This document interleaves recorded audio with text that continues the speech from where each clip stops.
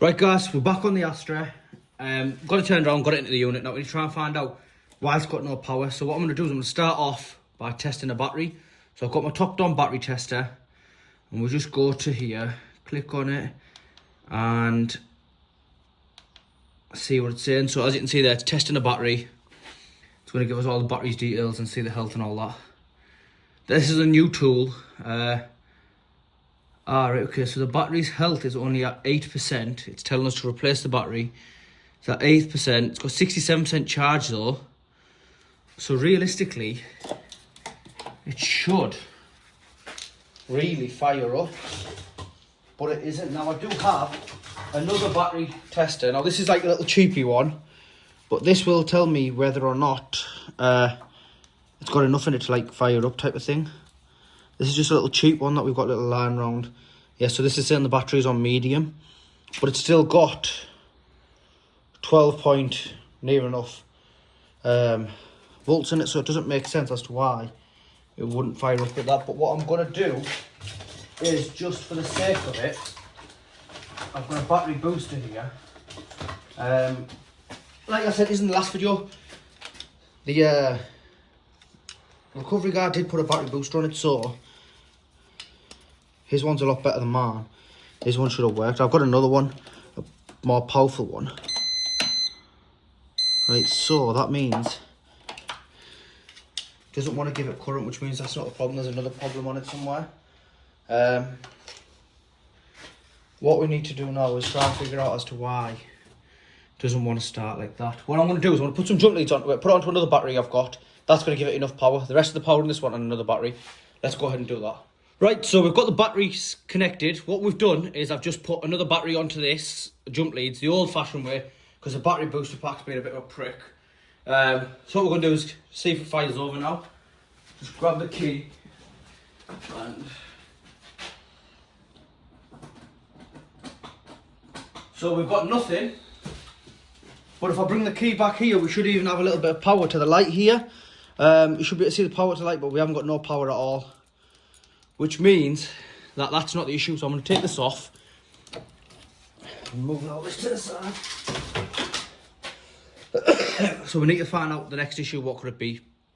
I'm going to start by going backwards from the battery and the wires and try and figure something out as to why it's not happening. Because the car's getting electrical. The batteries, there's enough power going to the wires. It's got enough power. It should give it at least, if not a crank, at least some sort of life. But the car's showing dead. So right now I need to check all these and everything. Work our way backwards. So let's do that. Right, so might be in with a bit of luck. What I thought I was going to do was take the battery off and take the battery holder off and try and trace the wires and all that crap around. Because I can't actually test the fuse box. But when I'm doing this, if anyone can see that, this wire's moving a lot. So I pull this wire up. That's out. That should be connected to the body of the car for an earth. So I'm assuming that this is what's not allowing the car to start. Just off the bat though, if we touch it, for example, on... can you see that there? We've already got a bit of fucking spark. So, hold on a second. If we put that there, still no electrical power though. Well, let's go to the one down here. Still no electrical power, but could this one be disconnected? So it seems like there's a bit of an electrical issue somewhere. What the fuck is that? Let's put it back where it is. It seems like there's that as well. Unless that and that need to... I'm not sure if you heard that, but when I touch them two, it's making some sort of noise. If you, like, listen to that again. It's almost as if, well, that's running off into that loom that goes into the engine. Yeah, that goes into the engine, as you can see there. I think, I'm not sure why anyone, let alone an insurance company, would piss about with disconnecting wires. So that was just sat there like that. So it's almost as if someone's took it off and put it there. But if we look further in here, well, it says it a bit old, doesn't it? If I can just take the screw off like that. Someone's been at that before, obviously. I think they've been at that as well because the paint's peeled on it. But there's already cables and that there, so I'm going to try put these two together. We already know, for like, once they're together, it starts ticking away, but it starts. Fucking hell. It is really cold, by the way, which is why it's making everything 10 times more harder. Right, so let me get a ratchet. I have one.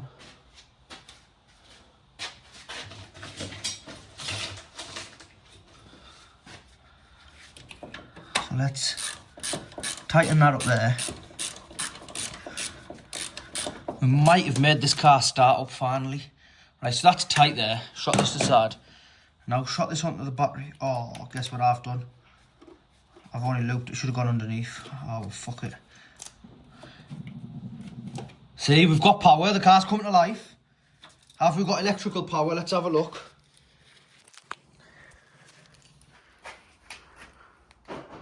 Ah, we've only got power.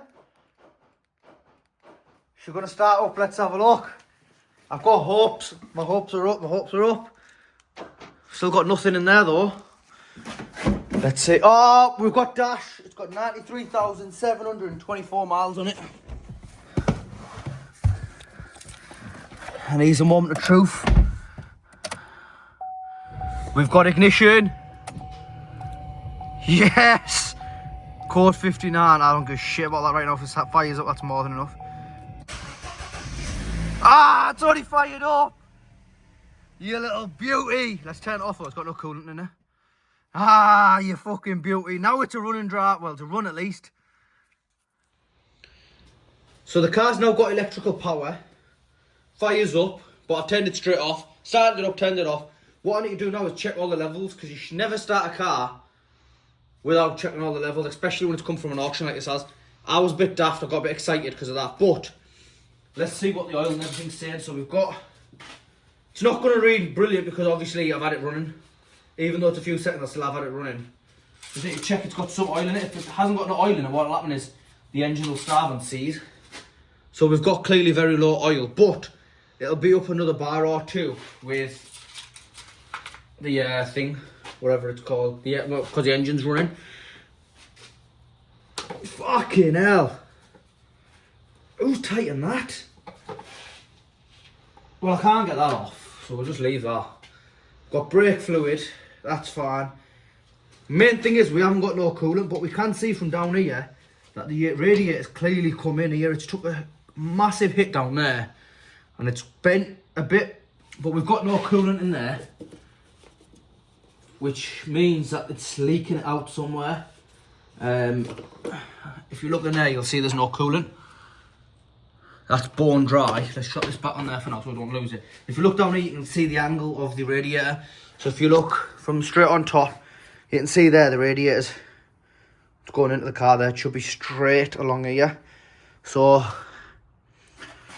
we'll have to get the bumper off. To get the bumper off, there's some screws on the side there, screws on the side there, some screws across here, and let's just rip it off. I'm not bothered about damaging it because I need to get a new one. So let me get the bumper off, and we'll see what the rest of the damage is saying behind it.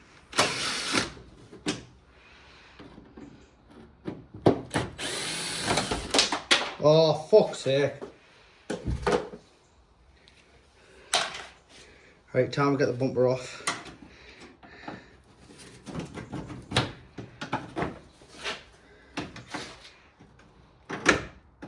Get stuck a bit on these screws, there we are.